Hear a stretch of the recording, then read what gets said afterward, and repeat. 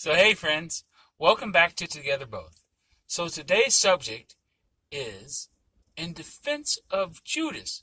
Yep, I mean that Judas. Have I lost my mind? Am I going crazy? Well, watch and see right after this.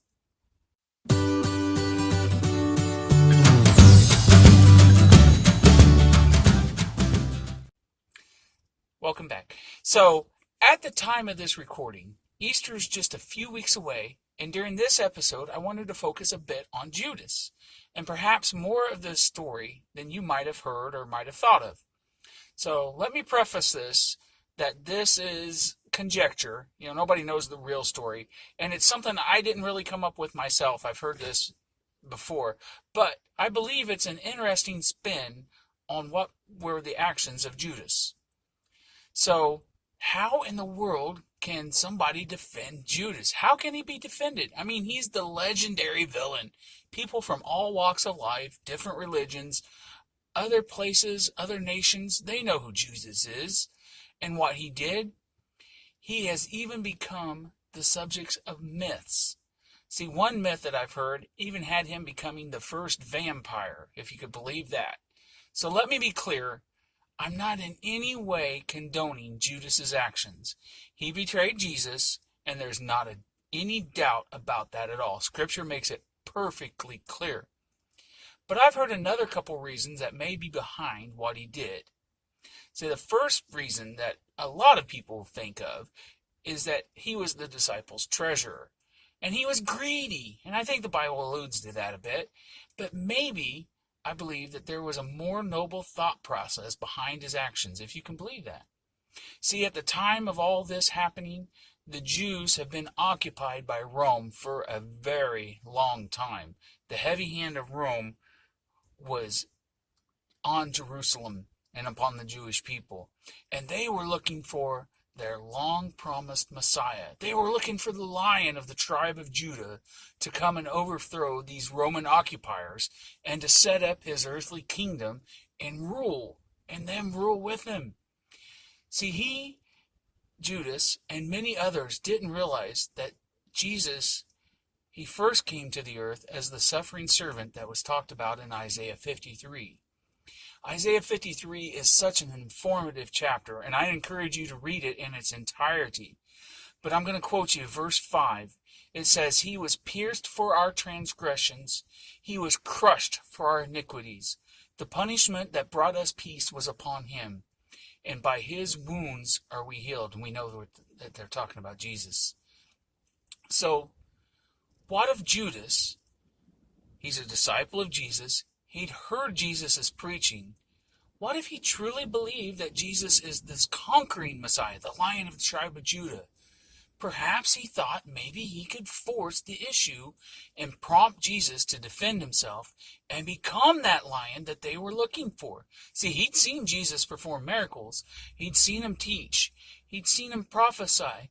But he obviously didn't listen to Jesus when he said that he would lay down his life and then 3 days later take it back up. He missed that part somehow. I don't know.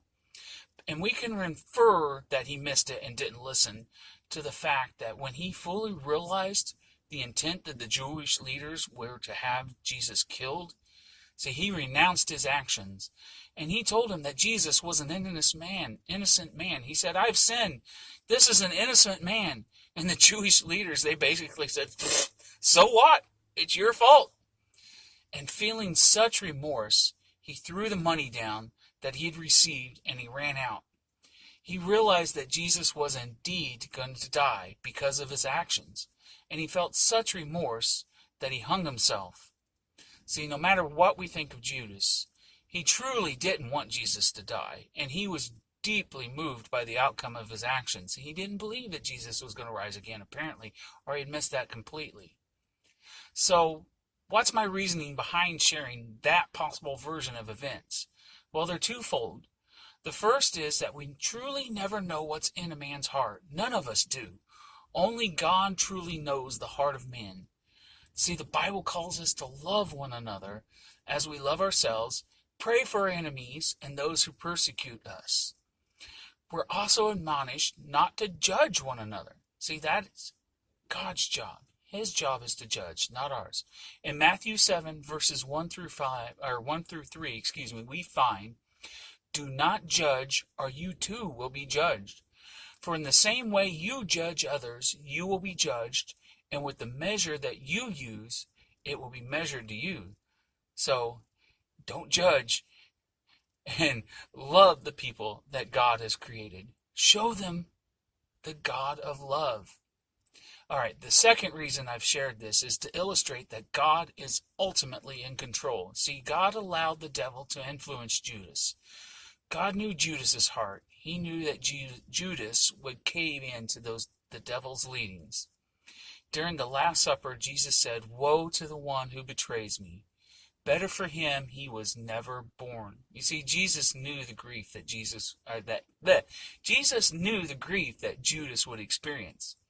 But he also knew that it had to be done. And when I contemplate this possible version of events, I kind of actually feel sorry for Judas. See, he allowed himself to be used, and then things escalated past what he imagined would ever happen. But then again, it had to happen. See, God knew that the political situation in the world at that exact moment in time was what was necessary for Jesus' death.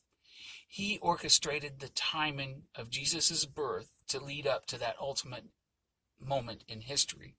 So as we enter the Easter season, remember, God set this whole thing in motion the moment Eve caved in and she took the first bite of that fruit. And it was illustrated and predicted all through the Old Testament. Remember, Jesus went through one of the most violent and cruel deaths designed for a criminal. But most importantly, remember that Jesus arose and he took victory over death so that we wouldn't experience a life without God. So no greater love has ever been shown. No greater love. So share his love with the world. May you have a fantastic Easter celebration of Jesus' resurrection. And may God shine upon you, and may he richly bless you.